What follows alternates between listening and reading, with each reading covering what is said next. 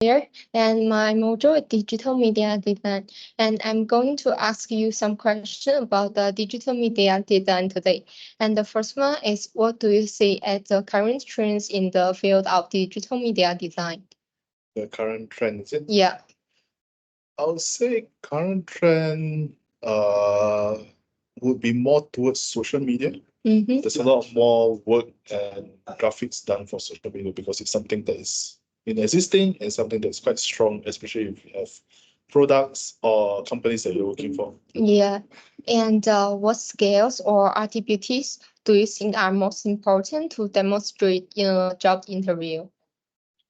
Skills for job interview, I would say it's good if you show confidence and you are able to articulate your words properly, explain yourself properly. And I think as long as they know that you can talk, they more or less can tell what kind of person you are. Okay, and what do you think are the most common mistake digital media designer making during the creative process? How can they be avoided? First thing would be reading your assignment brief. Like, so, for example, when you get a work, you need to know what are the specs, what format you need to give, all that stuff. Because sometimes one minor mistakes, it can be a very big mistake. So always make sure you read the instructions and know what you Yes. need to do. Yeah, and how do you manage your time and the projects to stay productive?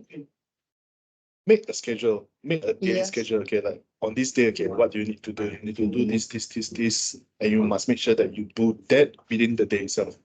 Then after that, you need to also plan, okay, what you're gonna do the next day, what you're gonna do for the week. So at least you know day by day what you're doing, and from there you'll be able to make sure that you need to do the work. Okay, and how do you keep your work fresh and creative? Where do you get your inspiration?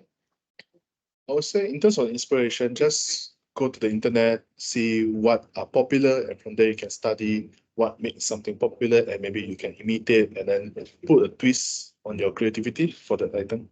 Okay, and which designer or artist do you think have influenced you the most? I don't think I have any. I don't think I have any that I'm influenced or all that stuff. It's more like whenever I see something interesting in the internet, then okay, it's something nice, then I'll save it or look at it. Yeah. And the last four question is about my portfolio website. So I show you my portfolio website first. And the first page is like the homepage. We'll have some my design work, and also the work page have the logo design, animation video, and 3D model, and also use Unity to do the game design. Okay. And the poster design and the website design. And like when you touch the Seymour, you can look some details about my design, like how can I to do the design. Okay, that's good. And also have the about, like introduce myself and education and the skill set. Okay. And also the website have the contact. And the first question about my portfolio website is, do you think my portfolio fully demonstrate my abilities and experiences? Yeah, it's good. It does show so what a range of skills of what you can do and all that stuff. Yeah.